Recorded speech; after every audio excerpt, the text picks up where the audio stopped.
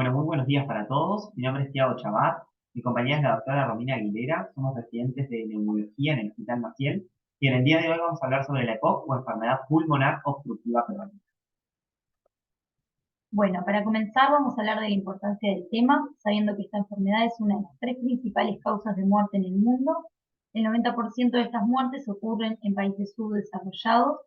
La EPOC integra una de las enfermedades crónicas no transmisibles. Es una enfermedad frecuente que además es prevenible y tratable. En cuanto a la definición, la EPOC está caracterizada por síntomas respiratorios persistentes, una limitación del flujo aéreo persistente y anomalía de las vías respiratorias y alveolares. Sabemos que el principal factor de riesgo es el tabaquismo, pero también existen otros factores de riesgo, como exposiciones ambientales o anomalías genéticas. Para hacer hincapié en el tabaquismo como principal factor de riesgo, como decía Romina, de esta enfermedad, decir que es una enfermedad en sí misma, es una enfermedad adictiva y crónica, y que se da como consecuencia del alto poder adictivo que tiene la nicotina, que es uno de sus componentes. Además, el cigarrillo se compone de otros productos que son altamente tóxicos y cancerígenos, como podemos ver en la imagen. Es el principal factor de riesgo para enfermedades crónicas no transmisibles, dentro de ellas la EPOC, el cáncer bronquopulmonar y otras enfermedades cardiovasculares como la hipertensión arterial, el infarto agudo del miocardio, el accidente cerebrovascular y entre otras. Y es el único producto de consumo legal que mata hasta la mitad de sus usuarios en el mundo.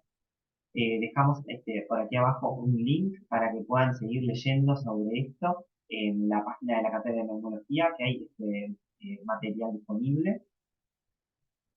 El tabaquismo como enfermedad, obviamente tiene, por suerte, su tratamiento y su abordaje. Entonces, ¿qué puedo hacer para dejar de fumar? Bueno, tenemos medidas que son farmacológicas y medidas que son no farmacológicas. Y dentro de lo no farmacológico son fundamentales las medidas cognitivo-conductuales, que son aquellas que nos permiten reconocer y romper nuestro lazo con el cigarrillo y ayudan a sobrellevar mucho mejor el síndrome de abstinencia. También tenemos las medidas farmacológicas, dentro de ellas los sustitutos de la nicotina, como los chicles que tenemos y contamos en nuestro medio, y el tratamiento, por ejemplo, con bupropión, que ayuda al síndrome de abstinencia. En nuestro hospital, en el Hospital Maciel, funcionan policlínicas de cese de tabaquismo con personal capacitado, certificado y que trabaja de manera conjunta con el Fondo Nacional de Recursos, que es quien nos provee la medicación. Bien, en cuanto al diagnóstico de esta enfermedad, es de sospecha clínica y confirmación espirométrica. La sospecha clínica va a estar dada por las manifestaciones que presente el paciente, que pueden ser disnea, la sensación de falta de aire que el paciente nos refiere, la bronquitis crónica, perdón, dada por la tos crónica, la producción de esputo y los antecedentes de infecciones recurrentes del tracto respiratorio inferior. En cuanto a la confirmación, vamos a realizar una espirometría en donde lo que vamos a valorar es el índice BSU1 sobre SBF, que es el índice de Getzler, post broncodilatadores, que tiene que ser menor a 0,70 para poder hacer un diagnóstico. Además, la severidad de esta enfermedad se va a valorar con el BSU1 posterior a los broncodilatadores. En cuanto a la disnea que presenta el paciente, usamos la clasificación de la MMRC, siendo un grado 0 la ausencia de disnea, excepto al realizar un ejercicio intenso. El grado 1, la disnea que se presenta al caminar muy rápido, al subir una cuesta pronunciada o al subir escaleras. La disnea grado 2 es aquella que se presenta al caminar en llano y al seguir el mismo paso que otras personas de su misma edad. La disnea grado 3 es aquella que obliga al paciente a parar antes de los 100 metros o a los pocos minutos de empezar a caminar.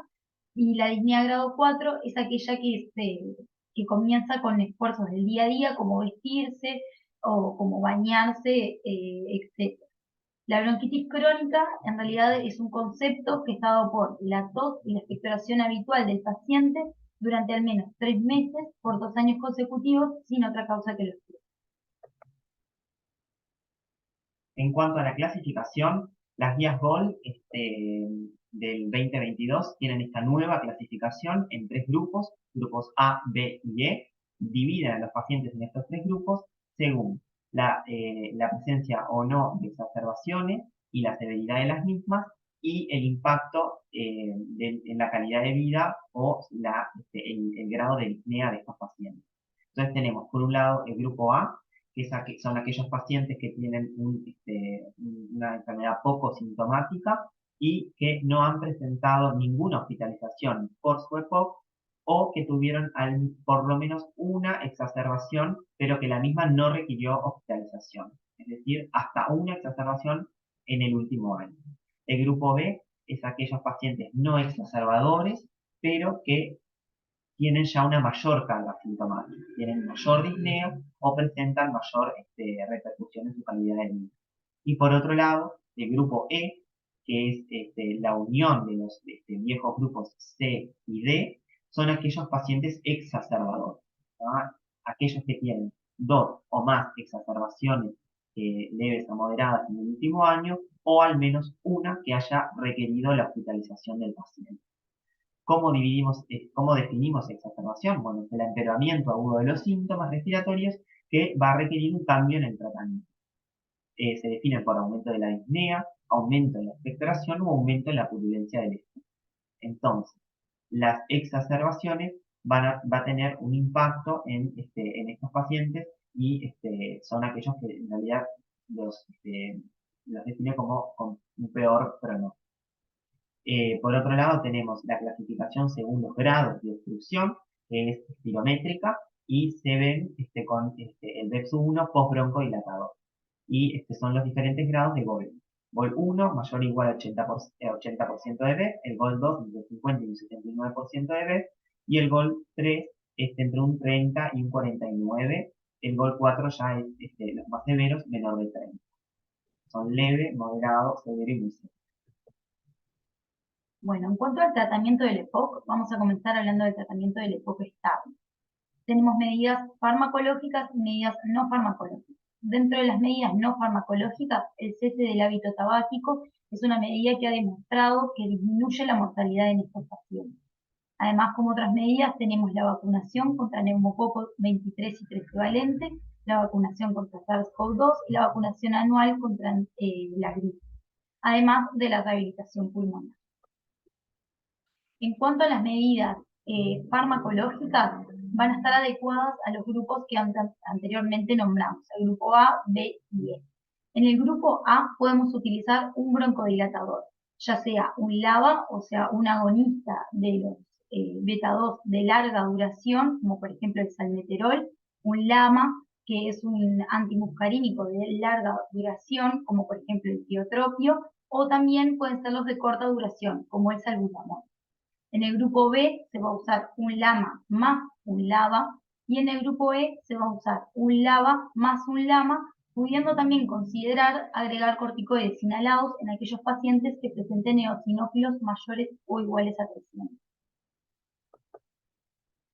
En cuanto al tratamiento de la exacerbación, estos pacientes van a requerir tratamiento broncodilatador con broncodilatadores que tengan una acción inmediata. Para eso usamos los broncodilatadores de acción corta, como el salbutamol, por ejemplo, y el bromuro de hiperatropio, en series y de PUF, por ejemplo, con inhaladores de dosis medida, o nebulizados, sabiendo que tienen el mismo efecto, o sea, son igual de efectivos, tanto la nebulización como los broncodilatadores, por ejemplo, mediante una inhalocámara. También pueden llegar a requerir, se tratan con corticoides sistémicos. En general, la vía oral y la intravenosa tienen la misma también el mismo efecto. Siempre que se pueda, se prefiere la vía oral con prednisona 40 miligramos por 5 días. Y en el caso de que el paciente, bueno, esté muy disneico, muy polipneico o tenga no tolere la vía oral, por ejemplo, se puede hacer tratamiento intravenoso con hidrocortisona, por ejemplo. En cuanto a los antibióticos, están indicados en aquellas exacerbaciones que tengan elementos, por ejemplo, sugestivos de infección. Y bueno, lo que se describe es cuando hay un aumento en la purulencia del esputo o cuando son aquellos pacientes que tienen una exacerbación grave, un ingreso, por ejemplo, a sala o a cuidados intensivos. Y se hace por una duración aproximadamente de 5 a 7 días. Y un ejemplo de un antibiótico que se puede utilizar es la amoxicilina clavulánica, por ejemplo, para los pacientes ambulatorios, o la ampicilina sulbactam intravenosa en los pacientes que dan antibióticos.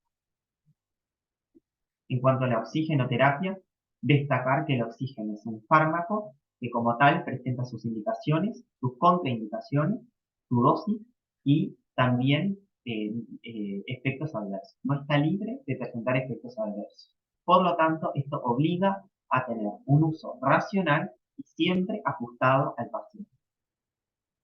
El objetivo de la oxigenoterapia en el EPOC es corregir la hipoxemia, pero sin aumentar de manera significativa la hipercapnia o la presión arterial de CO2. Para esto es necesario contar siempre que sea posible en los pacientes con insuficiencia respiratoria con una gasometría arterial para diagnosticarla, clasificarla, saber si es tipo 1 o no hipercapnia o tipo 2, que es la que cursa con hipercapnia, y además valorar el equilibrio ácido-base, sabiendo que tenemos pacientes que pueden tener un EPOC muy severo, con mucha destrucción parenquimatosa, y esto les puede hacer acumular CO2. Este tipo de pacientes con insuficiencias respiratorias tipo 2 crónicas o con agudizaciones que lleven al desarrollo de hipercapnia tienen criterios de oxigenoterapia muy estrictos y restringidos y hay que lograr una saturación objetivo que esté entre el 88 y el 92%. Es decir, en estos pacientes conocidos muchas veces popularmente como retencionistas, no queremos que saturen 100%, sino que tengan una saturación justamente que sea de seguridad y que permita justamente corregir la hipoxemia, pero que no aumentemos de manera significativa la hipercapnia. ¿Ah? Y la hiperoxia puede ser muy perjudicial en estos pacientes porque podemos justamente llevar a un aumento de la PCO2, una alteración del equilibrio ácido-base, una acidemia, y eso les puede llevar incluso a la encefalopatía neumógena y al coma. En cuanto a los distintos dispositivos que serán ampliamente conocidos por todos, tenemos la cánula nasal, que nos permite dar a aquellos pacientes que requieran, por ejemplo, poco requerimiento, entre 2 a 3 litros minuto. Eh, y bueno, en general, lo que sí, en una exacerbación, por ejemplo, quizás el paciente tenga mucha respiración bucal y la cánula nasal nos quede un poco insuficiente. Entonces, ahí tenemos dispositivos como, por ejemplo, la máscara de flujo controlado Venturi, que es siempre el dispositivo que vamos a preferir o elegir como primero en los pacientes con EPOC y el flujo lo vamos a ir subiendo a medida que el paciente lo vaya requiriendo. No es necesario empezar con altos flujos, podemos empezar con con 0,24, por ejemplo, que aporta un oxígeno que ya es superior al del aire ambiente, que es 0,21, y podemos ir subiendo según el requerimiento. ¿Ah? Hasta 0,28, por ejemplo, y vamos probando, siempre controlando, siempre que sea posible, además de con la saturación, con la gasometría arterial para corroborar que no suba justamente la PCO2 y que no haya hipercapnia. La máscara de flujo libre puede ser muy útil, puede ser, nos permite aportar más oxígeno a aquellos pacientes que lo requieren, pero no es el dispositivo de elección en los pacientes con insuficiencia respiratoria hipercápnica o tipo 2 o en los pacientes que son justamente retencionistas. Entonces, por lo general siempre uno iniciaría, sobre todo cuando desconoce el tipo de insuficiencia respiratoria 2, que presenta el paciente con una máscara de flujo controlado al 24 o al 28%. En cuanto a la máscara de reservorio, es un dispositivo que lo encontramos siempre disponible, pero hay que tener mucho cuidado en estos pacientes porque aporta altas concentraciones de oxígeno y como dijimos, la hiperoxia en estos pacientes puede ser muy perjudicial y como dispositivo en realidad puede ser un dispositivo de transición de tiempos cortos, pero siempre evitarlo como único dispositivo porque lo que tenemos que tener el concepto es que si nuestro paciente para saturar bien necesita de un dispositivo de máscara de flujo con reservorio, es un paciente que está grave y hay que considerar muchas veces si no es candidato a ventilación mecánica no invasiva o en algunos casos ventilación mecánica invasiva con asistencia respiratoria mecánica. Bueno, si quedan dudas, vamos a tener los diferentes talleres presenciales en la comunidad. Además, tenemos las redes sociales por las cuales nos pueden escribir y hacer las consultas y la página de la Cátedra de Neumología, donde encuentran información sobre todos estos temas mucho más detallada y con una bibliografía obviamente actualizada y confiable. Muchas gracias.